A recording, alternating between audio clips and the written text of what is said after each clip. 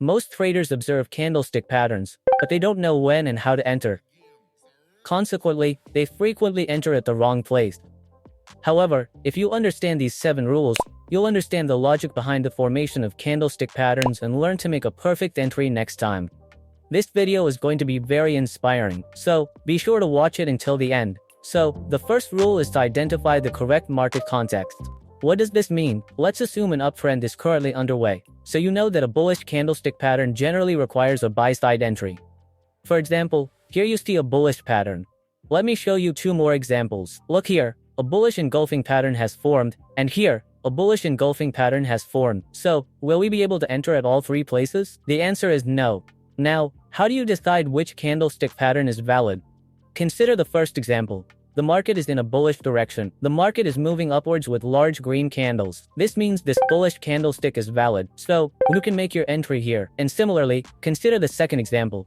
The market is also in a bullish direction. The market is moving upwards with large green candles. This means this candlestick is also valid. And consider the third example.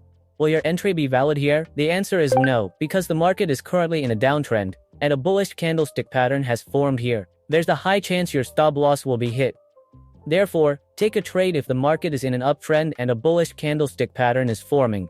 However, if the market is in a downtrend and a bullish candlestick pattern is forming, it should be avoided. Now you know where to trade, but how to determine which candle has the strongest bias will be discussed in the next rule. So, the second rule is understanding candle structure. A candlestick is made up of 3 elements: the upper wick, the lower wick, and the body. These upper wicks and lower wicks indicate where buyers are strong and where sellers are strong. How? Look at this. A bullish engulfing pattern has formed here, and the market is in an uptrend. So, would you place your entry here? The answer is no. Why? So, look at this candle. Large wicks have formed here. These wicks indicate that the price is repeatedly rejecting here, meaning it's difficult to decide whether buyers or sellers are strong. Look, a bullish candlestick pattern has formed here, and the body of this candle is large and the lower wick is small. So, this small wick indicates that buyers have held and closed here. So, you can make your entry here. However, you must wait for confirmation before entering, and only enter after receiving confirmation. We'll look at how to obtain confirmation in the next rule. So, the third rule is to wait for the confirmation candle. Many people don't wait for the confirmation candle to form. For example, here you can see a bearish Marubozu forming, and a downtrend is also underway. However, the next candle hasn't broken this Marubozu. This would be a false signal for us. However, if this candle had broken the Marubozu, you could have made your entry here, as this candle is confirming that the market will continue to rise. Therefore, this could be a good point for us. Consider another example. An uptrend is underway here as well. 3 white soldiers have formed here as well, and the next candle has broken this candle. This would be a strong point for us. So, you can make your entry here. If you don't know how many types of candlesticks there are, don't worry. I've provided PDFs of all the candlesticks on my Twitter. So, join my Twitter, link in the description. And yes, don't make the mistake of quitting this channel. I keep providing updates on trading. So, the fourth rule is to always use support and resistance. Whenever a candlestick pattern is forming, the first thing to do is to observe where it is forming. If it's a bearish candlestick pattern and it forms near support, there's a high chance it's a fake candlestick. It's simply setting a trap to lure retail traders. Consider this example. There's a supply zone here, and a bearish engulfing pattern is forming here. So, would you make your entry here? The answer is no, because it's a support zone. People are sitting here ready to buy because every time the price has reached this point, it has always moved upwards. Therefore, this is the support zone. If you see a bearish candlestick at any such support zone, it should be avoided. Similarly, if you see a bullish candlestick pattern at a resistance zone, it should also be avoided. However, if you have multiple confirmations, you can take a trade there, but with proper risk management. If you fail to decide on risk management, there's a high chance you'll lose. So, the fifth rule is risk management. Whenever you take a trade at the base of a candlestick, the most important thing is to follow proper risk management. If you take trades without risk management, you'll never be a successful trader. Consider this example. A downtrend is underway here, and a bullish Marubozu candlestick is visible here, along with a supply zone. So, you'll make your entry here. Generally, people place their stop loss at Marubozu and target the target at the level it's currently trading. This isn't the case, because there's something called risk management. By the way, I've made a detailed video on risk management. The link will appear on the I button. You can go and watch it. But let me explain with an example. Consider this example.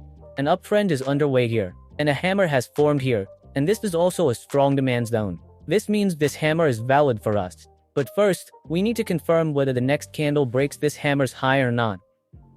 If it does break here, it's an optimal entry point. So, here we'll set our entry, and our stop loss will be slightly below the hammer. For the end target, we can use 1 to 3. And let's look at another similar example. Here, a downtrend is underway. The price moves slightly up and then back down. A bearish Marubzu is formed, and the next candle has broken the low of this candle. So, here we can set our entry, and our stop loss will be at the high of this Marubzu. For the end target, we can use 1 to 3. A risk-reward ratio of 1 to 3 is best for beginners. I'll explain why this is true, with proof.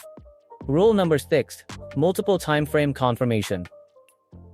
Whenever a candlestick pattern is forming, you should seek confirmation from multiple time frames to determine whether the candlestick is valid. Here, see how. For example, a bullish candlestick is forming here. So, you need to observe where the market is moving on the one-day time frame. Look here, the first day's candle is green, and the next day's candle broke this candle. This means the market is in an uptrend. Similarly, you need to observe the market's movement on the 1-hour time frame. Look here too, the market is in an uptrend. The bullish candlestick pattern forming on the 15-minute time frame is valid because the market is in an uptrend, and this is a bullish candlestick pattern. So, you can make your entry here. Here, you have another confirmation. The next candle broke the high of this candle, so this is a perfect entry point for us. Now, the rule I'm about to explain is one I personally use. I can identify a valid candlestick and a valid one in a second. If you too want to identify a valid candlestick and a valid one in a second, then carefully understand this rule. So, the last rule is volume confirmation. Whenever you see a bullish or bearish candlestick formation, the first thing you should do is check the volume. If the volume is high, the candlestick pattern is valid. If the volume is low, the candlestick pattern is not valid. This volume tells us where the most transactions are taking place. So, obviously, where there are more transactions, the price will move faster. For example, a hammer pattern has formed here. To determine whether this hammer is valid or not, we will apply volume here. Then we will go to the indicator section and write the volume here. Here, we'll click on simple volume. Look, the volume is here. Before this hammer formed, the volume was low, but as soon as it formed, the volume increased slightly. This means a hammer pattern is valid. And when the next candle breaks this candle, you can make your entry there. Otherwise, you shouldn't. Consider another example. A bearish Marubozu has formed here. Initially, the volume was low, and as soon as the bearish Marubozu forms, the volume suddenly increases. This means the bearish Marubozu is valid, so you can make your entry here. But only when the next candle breaks this candle's low. So, you must have understood these rules. That's what you're thinking, right? But these were the basic rules that you should know. But I've explained the even more important rule in the video that appears on the screen. So, be sure to watch this video. So, we will meet there.